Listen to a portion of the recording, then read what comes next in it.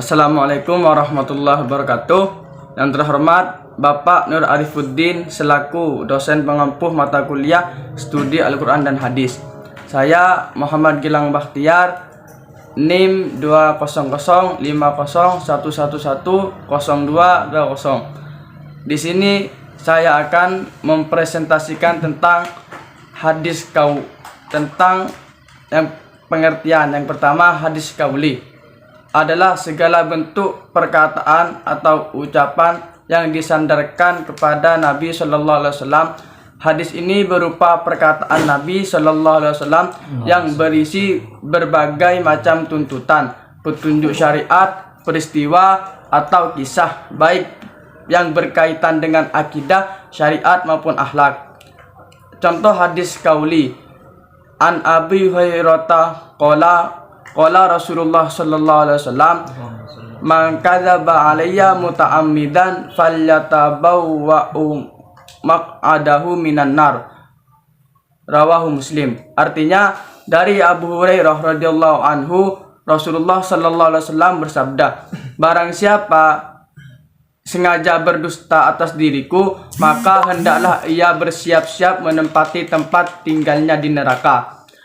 Yang kedua, hadis fi'li ialah segala perbuatan yang disandarkan kepada Nabi Shallallahu Alaihi Wasallam. Dalam artian hadis ini berisi tentang perbuatan Nabi Shallallahu Alaihi Wasallam yang diikuti oleh para sahabat dan semua umat Islam.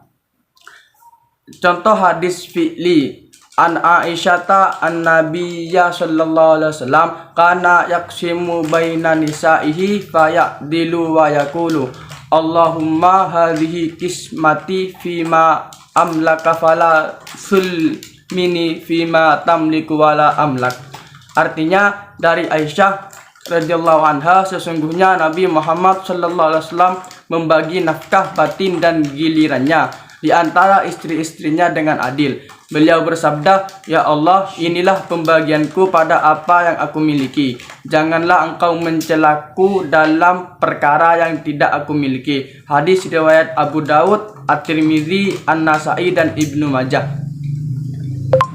Yang ketiga, hadis takriri. Hadis takriri merupakan hadis yang berisi ketetapan Nabi Shallallahu Alaihi Wasallam terhadap perkara yang datang atau dilakukan oleh para sahabatnya. Contoh hadis takriri: la yusallina ahadul asro illa fi Bani Quraidah. Artinya, janganlah seorang pun melakukan sholat asar kecuali nanti di Bani Quraidah. Hadis riwayat Al-Bukhari. Hadis yang keempat ialah hadis ahwali. Ialah hadis yang berisi tentang hal ikhwan Nabi Shallallahu Alaihi Wasallam. Maksudnya, hadis ini tidak termasuk salah satu dari ketiga hadis di atas.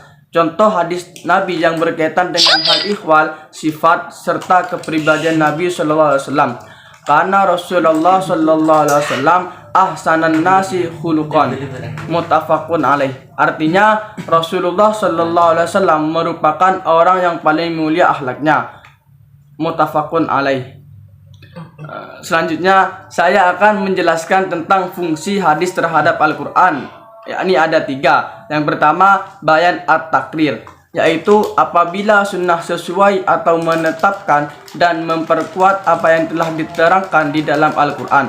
Artinya, sunnah dalam hal ini lebih berfungsi sebagai pengokoh dan memperkuat isi kandungan Al-Quran yang telah ada. Yang kedua, bayan at-tafsir, menjelaskan dan menafsirkan ayat-ayat yang terdapat dalam Al-Quran.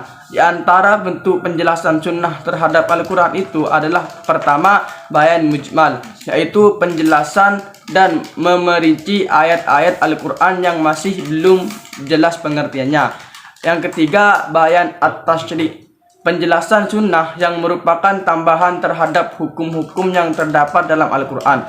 Para ulama berbeda pendapat tentang kedudukan dan keabsahan hukum-hukum yang ditetapkan oleh sunnah, yang dinyatakan sebagai tambahan terhadap hukum-hukum yang ditetapkan oleh Al-Quran, melainkan lebih kepada cara menganalisa dan menetapkan hukum sebagai tambahan, dan mencari metode untuk menetapkan hukum sebagai tambahan itu.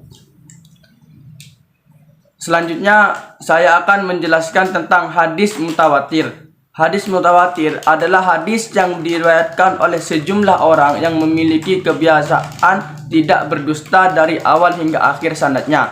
Dijelaskan dalam buku Pengantar Studi Ilmu Hadis oleh Syekh Manna Al-Khattan, para perawi hadis mutawatir mustahil untuk berdusta. Mereka tidak mungkin memalsukan hadis yang erat kaitannya dengan Rasulullah Sallallahu Alaihi Wasallam. Syarat hadis mutawatir: yang pertama, diperoleh dari Nabi atas dasar panca indera. Maksudnya adalah perawi dalam memperoleh hadis harus benar-benar berasal dari hasil pendengaran atau penglihatan sendiri. Yang kedua, bilangan perawinya mencapai jumlah yang menurut adat mustahil mereka bersepakat terlebih dahulu untuk berdusta. Para ulama memiliki perbedaan pendapat mengenai jumlah perawi atau orang yang meriwayatkan hadis. Sebagian golongan Syafi'i menetapkan minimal 5 orang karena mengkiaskan jumlah nabi yang bergelar ulul azmi. Yang ketiga, ada kesinambungan jumlah perawi antara tabaqoh masing-masing. Artinya, jika jumlah perawi pada tabaqoh pertama sekitar 10 orang, maka pada tabaqoh lainnya juga harus sekitar 10 orang. Selanjutnya, saya akan menjelaskan 7 tingkatan hadis sahih. Yang pertama, hadis sahih yang disepakati atau dikeluarkan oleh Al-Bukhari dan Muslim. Ini adalah tingkatan hadis yang paling tinggi. Yang kedua, hadis sahih yang dikeluarkan oleh Al-Bukhari namun tidak dikeluarkan oleh Muslim. Yang ketiga, hadis sahih yang dikeluarkan oleh Muslim namun tidak dikeluarkan oleh Al-Bukhari. Yang keempat, hadis sahih yang sesuai dengan syarat Al-Bukhari dan Muslim namun mereka berdua tidak mengeluarkannya. Yang kelima, hadis sahih yang sesuai dengan syarat Al-Bukhari saja namun beliau tidak mengeluarkannya. Yang keenam, hadis sahih yang sesuai dengan syarat Muslim saja namun beliau tidak mengeluarkannya. Yang ketujuh, hadis yang disahihkan oleh imam-imam ahli hadis selain Al-Bukhari dan Muslim yang tidak memenuhi syarat Al-Bukhari dan Muslim atau salah satu di antara keduanya. Ini adalah tingkatan hadis sahih yang paling rendah. Mungkin itu saja penjelasan dari saya. Terima kasih. Wassalamualaikum warahmatullahi wabarakatuh.